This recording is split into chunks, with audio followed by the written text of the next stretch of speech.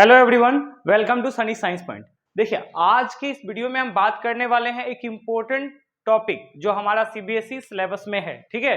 और वो टॉपिक है हमारा सब्जेक्ट वर्ब एग्रीमेंट, जिसे हम सिंटेक्स भी कहते हैं।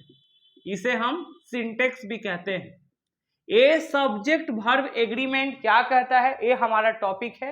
और इसमें कुछ जो हम ना रूल्स बहुत सारे हैं, लेकिन हम कुछ मेन रूल्स को डिस्कस करेंगे और जो हमारे लिए एग्जाम पॉइंट ऑफ व्यू से इंपॉर्टेंट है। इसमें हमारा कॉमन एरर के रूप में सवाल आ सकता है, फिल इन द ब्लैंक्स के फॉर्म में आ सकता है, एरर एंड करेक्शन के रूप में सवाल आ सकता है, ठीक है।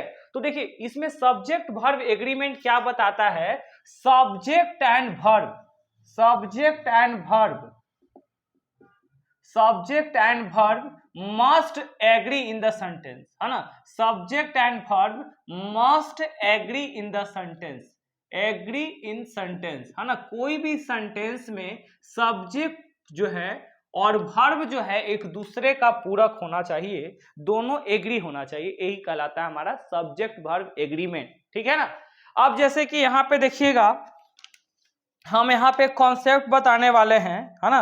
और वो कॉन्सेप्ट क्या होगा, देखो सब्जेक्ट में तुम यहाँ पे पहले समझो कि जब ये सब्जेक्ट के बारे में बात करेगा तो या तो सब्जेक्ट कोई नाउन हो सकता है या प्रोनाउन हो सकता है।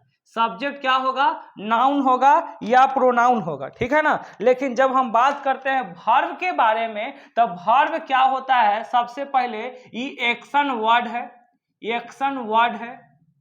और ये क्या बताता है, हमारा पोजेशन बताता है, पोजेशन, पोजेशन के बारे में भी बताता है, जिसको हम लोग अधिकार कहते हैं। पोजेशंस के बारे में रेफर करेगा, एक्शन वर्ड होता है। जैसे सपोज दैट अगर आपसे हम क्वेश्चन करेंगे, द मैन, है ना, क्वेश्चन है the man with, the man with all the birds, all the birds, all the birds dash on my street, my street, है ना। और ऑप्शन नंबर ए है हमारा, ऑप्शन नंबर ए है हमारा लिव्स, ऑप्शन नंबर ए है हमारा lives. और ऑप्शन नंबर बी जो है हमारा वो है लिव, ऑप्शन नंबर सी है हमारा लिविंग, और ऑप्शन नंबर डी है हमारा none of these, none of these, ठीक है। तो ये आपको पहचानना है कैसे, इसमें कौन सा ऑप्शन होगा ये बताइए हमको, ठीक है ना। The man with all the birds on, birds dash on the, dash on my street, ठीक है। इसमें क्या भराएगा, लिव्स भराएगा, लिव भराएगा, लिविंग भराएगा, या नन ऑफ दीज, है ना, ए करके है।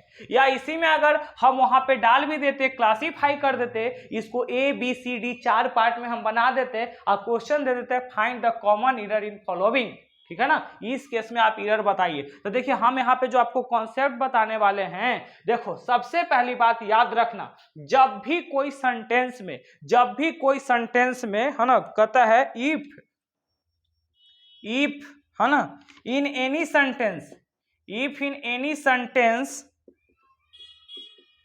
subject, subject is join with,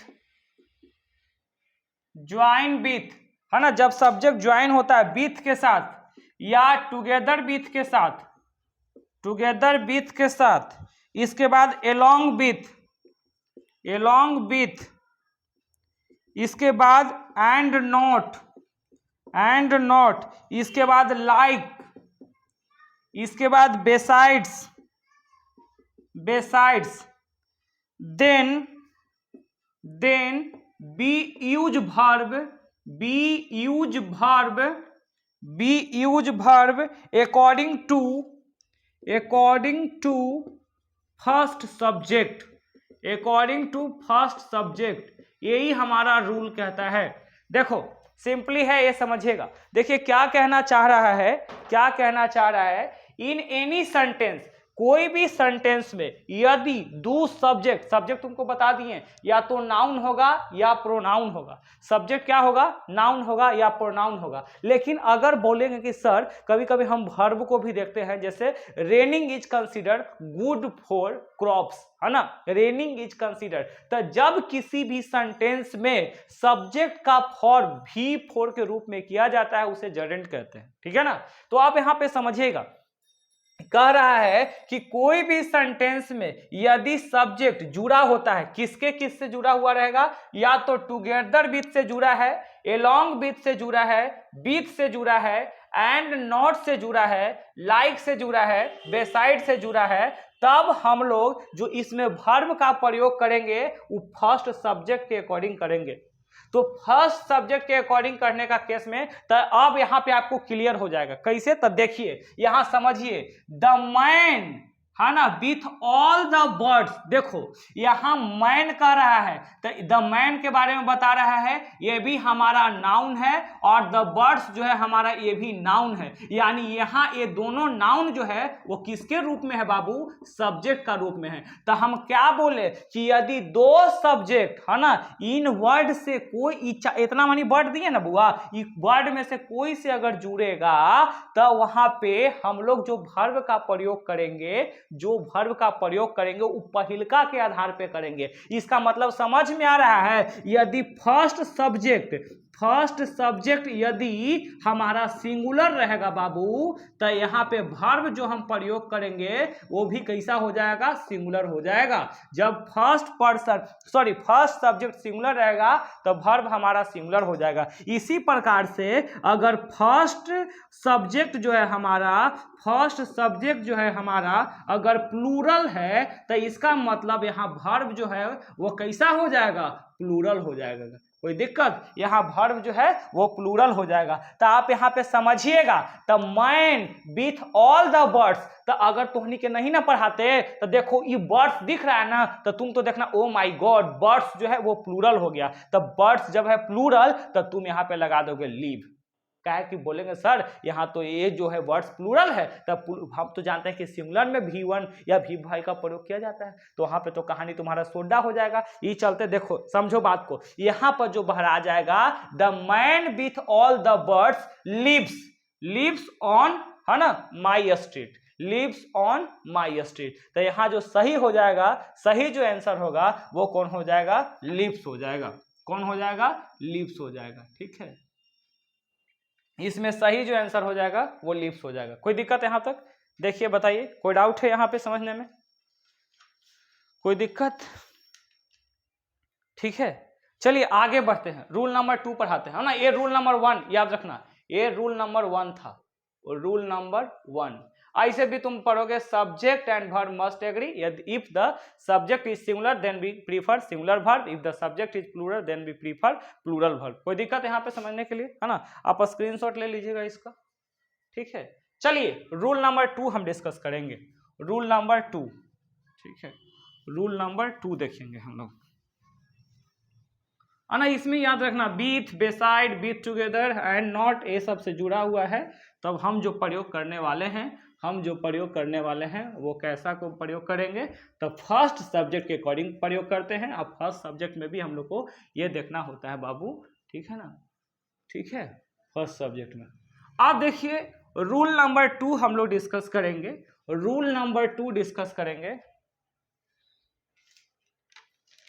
rule number 2 है, रूल नंबर 2 है। यहां पे हम अच्छा कुछ कॉन्सेप्ट देंगे। देखो हम क्या समझा रहे हैं, है ना।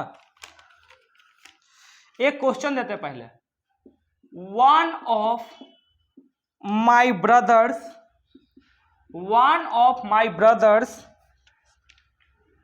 Dash going on a trip to London. One of my brothers dash going on a trip to London. Number 1 में ऑप्शन है हमारा इज, ऑप्शन नंबर 2 बी में है हमारा आर, ऑप्शन नंबर सी में है वर, ऑप्शन नंबर डी में है हैव। बताइए तो, one of my brothers going on a trip to London. देखो इसका कॉन्सेप्ट सिंपल है, यदि वन ऑफ के बाद या नाउन मिले या आपको एडजेक्टिव मिले या आपको वर्ब मिले, ठीक है, या आपको वर्ब मिले, तो देखो अगर नाउन तुम्हें मिलेगा तो ये हमेशा प्लूरल फॉर्म में होगा, ठीक है, ये हमेशा प्लूरल। और एडजेक्टिव के बारे में बात करेगा तो ये हमेशा सुपरलेटिव डिग्री का प्रयोग करेगा, सुपरलेटिव डिग्री का प्रयोग करेगा। अब वर्ब अगर यहाँ पे बात करेगा तो हमेशा सिंगुलर वर्ब होगा। अगर वन ऑफ के बाद कोई वर्ब का प्रयोग करेगा तो हमेशा सिंगुलर वर्ब का प्रयोग करेगा। लेकिन यहाँ पे देखिए वन ऑफ माई ब्रदर्स, ठीक है, तो यहाँ पे वन ऑफ माई ब्रदर्स है, डैश दिया हुआ है, गोइंग ऑन ए ट्रिप, उसके अकॉर्डिंग आपको डालना है। तो वन ऑफ माई ब्रदर्स है, तो अगर वहां पे देखेंगे तो बता रहा है वन ऑफ के बाद जो वर्ब का हम लोग प्रयोग करेंगे, है ना। अब माई ब्रदर्स है, अगर वहां पे कंसीडर कर रहा है तो प्लूरल हम लोग को लेना है, उसके अकॉर्डिंग हम लोग फिल करेंगे। तो नाउन जब आएगा तो नाउन के बारे में क्या बता रहा है, वन ऑफ के बाद अगर नाउन है तो प्लूरल है कि नहीं, ठीक है ना। लेकिन अगर वर्ब्स के बारे में बात करेंगे तो हम उसको प्रयोग करते हैं। लेकिन अगर देखो इसी के आधार पर तुमको दे देगा, है ना, Ashoka was one of the dash king of the world, dash king of the world, है ना। ऑप्शन नंबर ए में है आपका ग्रेट, ऑप्शन नंबर बी में है आपका ग्रेटर, ऑप्शन नंबर सी है ग्रेटेस्ट और ऑप्शन नंबर डी है none of these, none of these, none of these, ठीक है। ये देखिए समझिएगा हम क्या पढ़ा रहे, सब्जेक्ट वर्ब एग्रीमेंट पढ़ा रहे बाबू। अब यहाँ पे हम रूल नंबर 1 आपको पढ़ा दिए थे, रूल नंबर 2 बताए थे कि यदि किसी भी सेंटेंस, इन एनी सेंटेंस, यानी एनी सेंटेंस, कोई भी सेंटेंस, है ना, कोई भी सेंटेंस, है ना, यदि खाली वो स्टार्ट होता है, स्टार्ट विथ, है ना, किससे स्टार्ट होता है, वन ऑफ के, तो वन ऑफ में अगर नाउन का प्रयोग होगा तो हमेशा प्लूरल हो जाएगा। एडजेक्टिव है तो हमेशा सुपरलेटिव डिग्री का खोज होगा। अब वर्ब जब रहेगा तो हमेशा सिंगुलर वर्ब का प्रयोग करेंगे, ठीक है ना। तो आप इसी के आधार पे, है ना, इसका ऑप्शन का, इसका सही ऑप्शन क्या होगा आप कमेंट करके बताइए, ठीक है। आप ऑप्शन में मतलब कि ए जो है इसका ऑप्शन हमें कमेंट कीजिए और इसका ऑप्शन कमेंट कीजिए। आई थिंक ये तीनों रूल आपको क्लियर हो गया होगा, ठीक है ना। तो देखिए सब्जेक्ट वर्ब एग्रीमेंट में हमारा यही आता है, मतलब बेसिकली ये सब रूल्स होते हैं, ठीक है ना। बाकी हम लोग आगे पढ़ेंगे काउंटेबल नाउन, अनकाउंटेबल नाउन के रिगार्डिंग, ठीक है। तो फिर मतलब ये सब इस तरीका से हम लोग को पढ़ाई करते रहना है, ठीक है। और इसका दोनों का आप हमें कमेंट करके जरूर बताइए, आगे के वीडियो में हम आपको प्रोवाइड करवाएंगे, ठीक ना। और उसमें हम आगे रूल्स बताएंगे कि क्या क्या रूल्स को और हम प्रयोग करते हैं, ठीक ना। जो बेसिक है उस पर सवाल भी कराएंगे PYQ का। Okay, that's all.